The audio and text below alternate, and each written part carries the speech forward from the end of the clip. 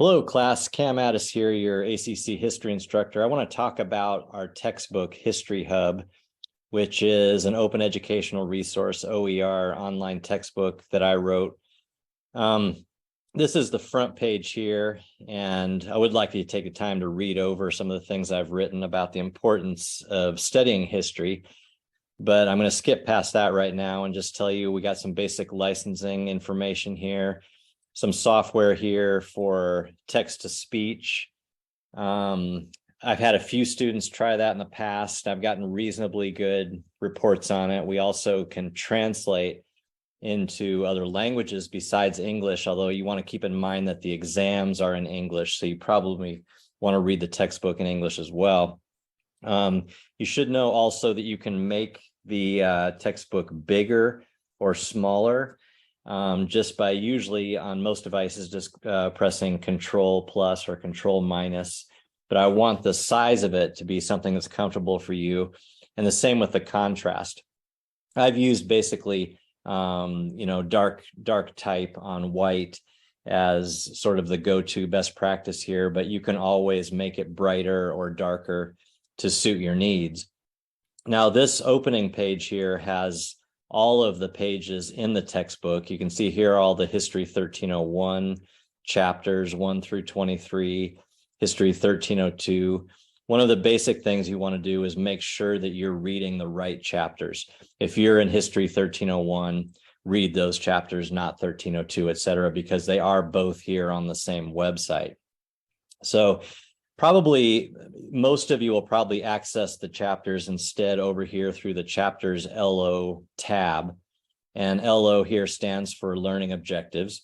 So if you are in, for instance, History 1301, you got the History 1301 learning objectives here. And one of the things you want to do is go down through and read these top paragraphs of the learning objectives page.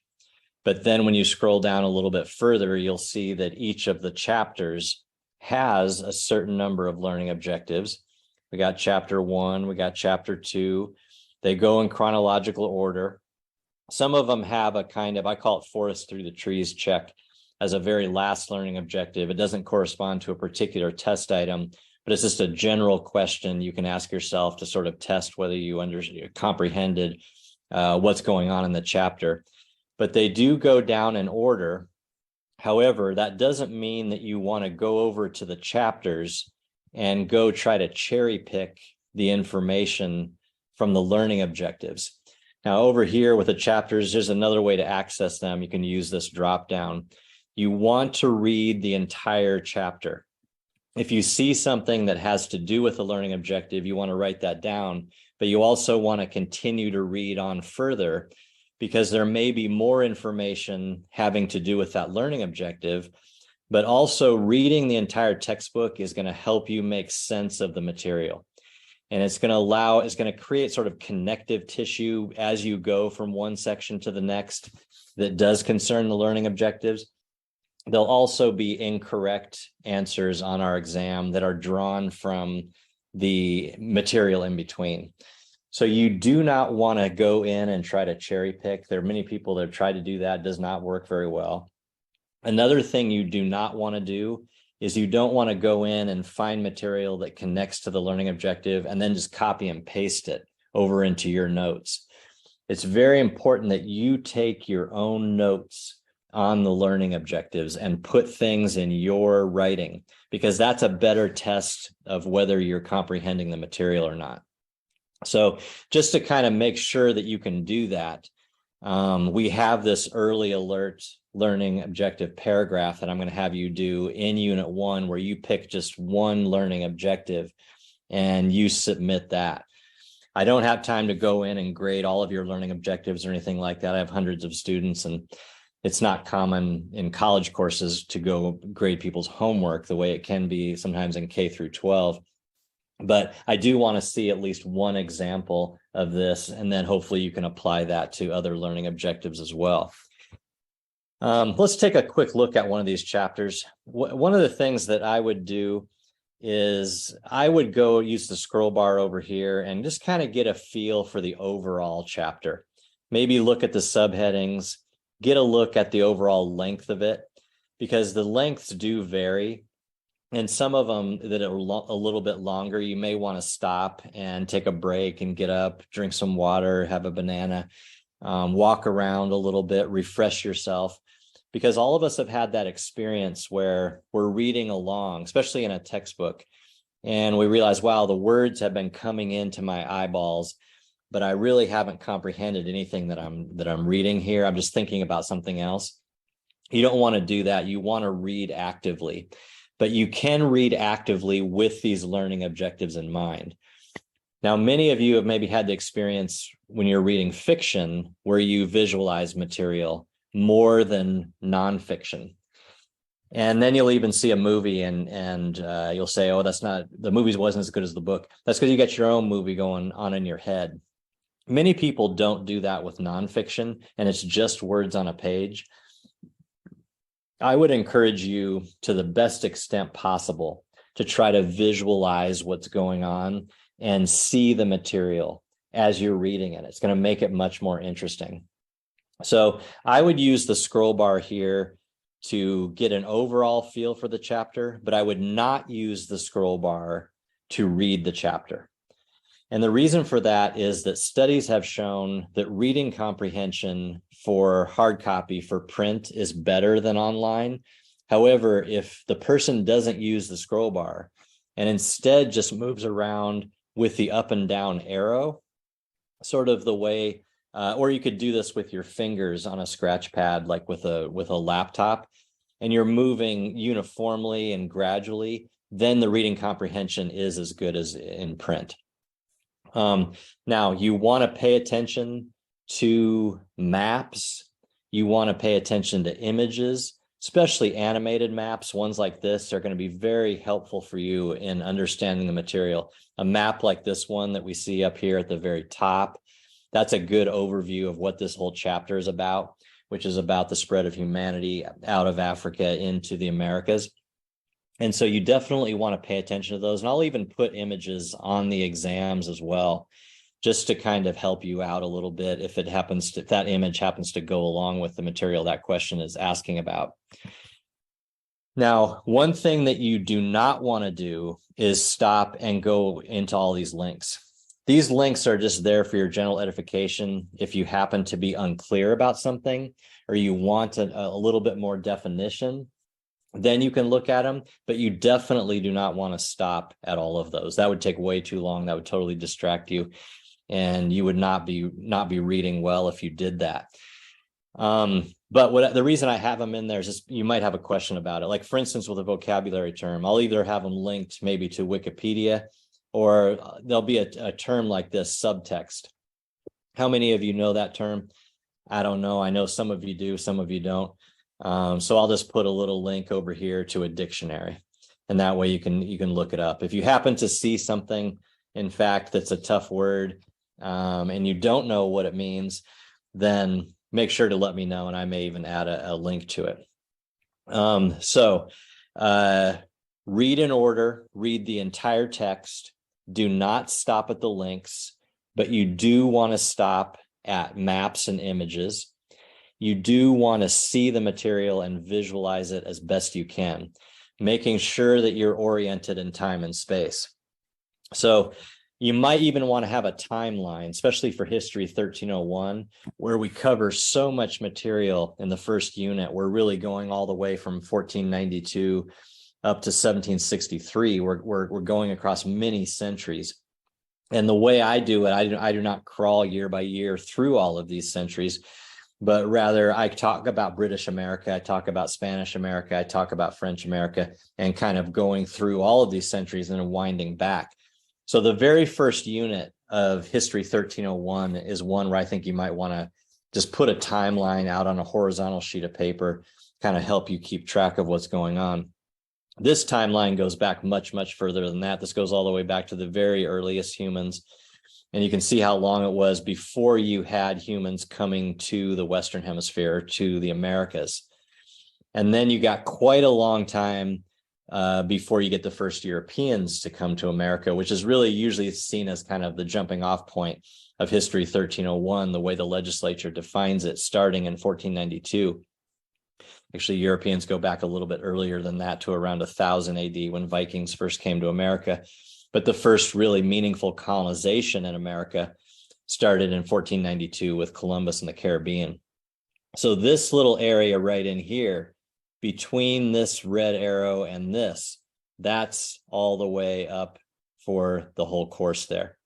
And you can see 1776, the founding of the United States. So we have a very wide time frame we're looking at in History 1301. Let's go back and take a look over at these learning objectives. There's quite a bit of good advice over here in these learning objectives. Really what you're trying to do with the LO is you want to start with a very good opening sentence that distills the information as clearly as possible. Then, once you've made that opening sentence where you answer, where you address those learning objectives, and these learning objectives all have a behavioral term at the front rather than just a question. It'll say something like evaluate, explain, describe, summarize, etc. Then you can move in and sort of back up that opening sentence and fill things out a little bit. Now, some of the learning objectives maybe ask more than one thing. That's just, they're grouped together still in the same, cluster of learning objectives. But these are the key to preparing for the exam. So you may ask yourself, I think anytime you look at a big textbook, big nonfiction textbook like you're confronted with in college, and you have to ask yourself, well, what am I supposed to prepare for the exam? There's way, way too much information here for me to memorize or learn or anything like that. Well, you don't really need to learn to memorize everything or even remotely. What you need to do to prepare for the exam is to use these learning objectives to drive your studying. It says here at the top of the learning objectives, every item on the exam is tied to a learning objective. And about 90% of the LOs are tied to a test item. So your time will be well spent if you use these LOs to drive your studying. Now, what I would do is I would put them over on a sheet of paper, and I would have, LO 1-3, for instance, 1:3 or 1-3. That's chapter 1, learning objective 3. And I would type those up as well. That way, if you have a question and you and I want to talk during virtual office hours about a test and we want to see why you missed a question, we can go back directly and we can look at that learning objective. So these are the key. These are the review reviews for the exam. People will sometimes say, well, do we have a review? Yes, you do a review every day as you read the chapters and as you're preparing your own learning objectives. So that's a little bit about the chapters and LOs. Let me see if I have any other key points here that I didn't hit. I talked about the dictionary links. I talked about not stopping at the links, though, unless you have a question. Let's take a look at some of the other guides. One other thing I would probably point out is I would not try to read the textbook on a phone.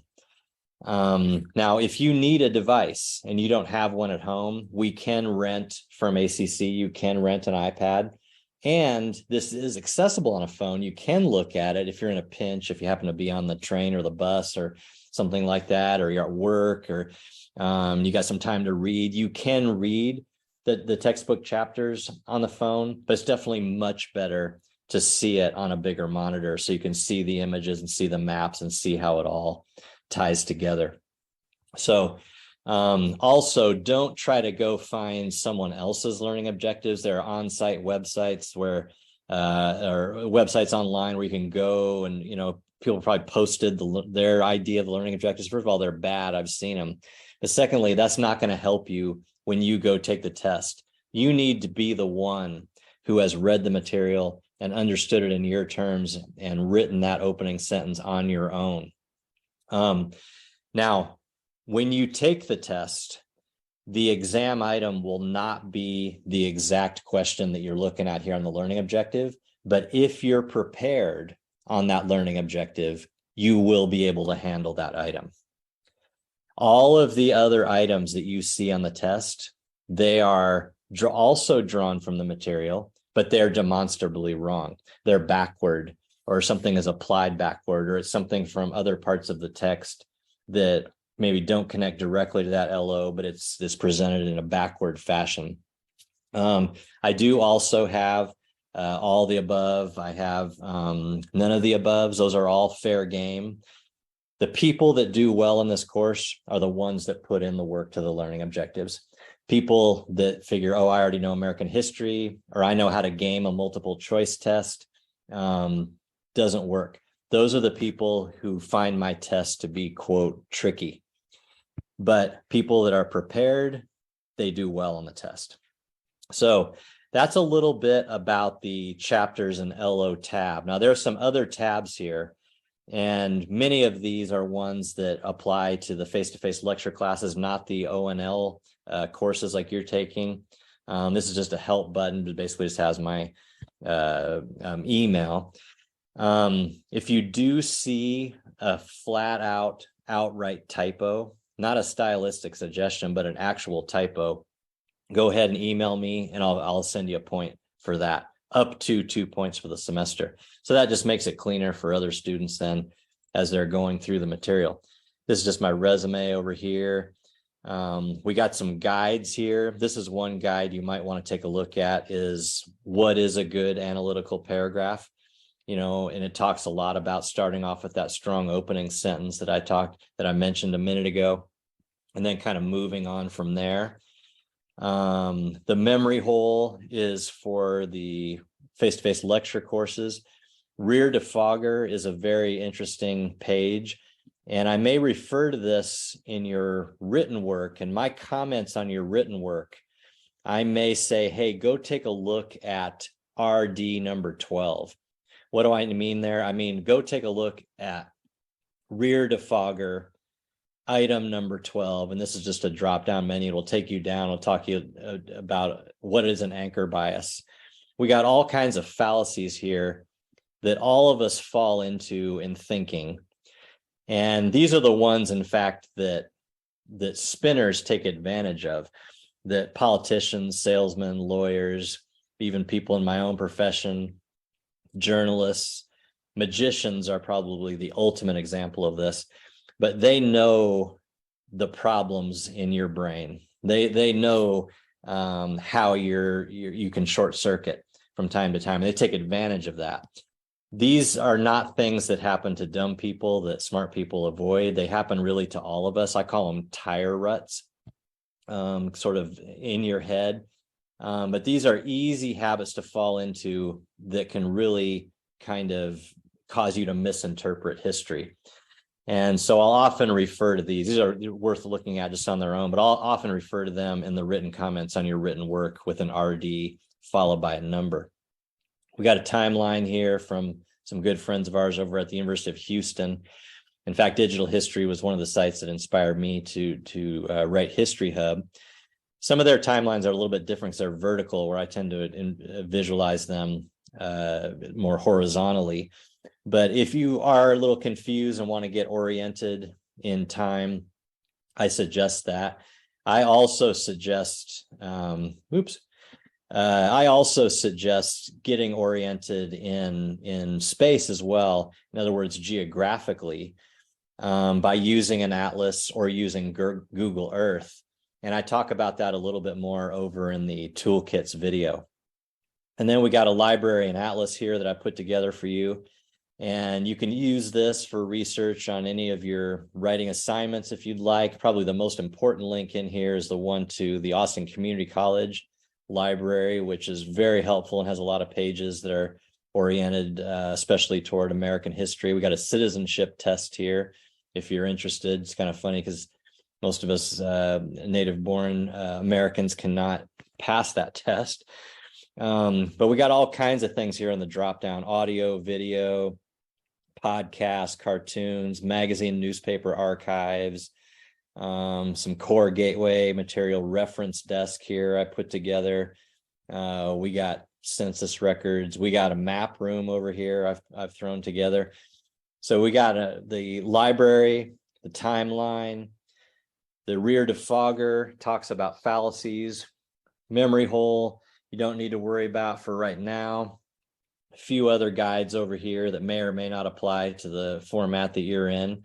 But this is really the main tab that you're going to be looking at over here is chapters and LOs. We got the drop down for 1301. We got the 1301 learning objectives. These are what you want to use to drive your reading. Read actively, see the material, read the entire text. And that's about the main advice I have for you. I'll probably talk about it a little bit more in emails or individually with you guys one-on-one. But I hope you enjoy the text. And that's all I have for you for now. And you can now move on, watch the third video about teaching philosophy. Thank you very much.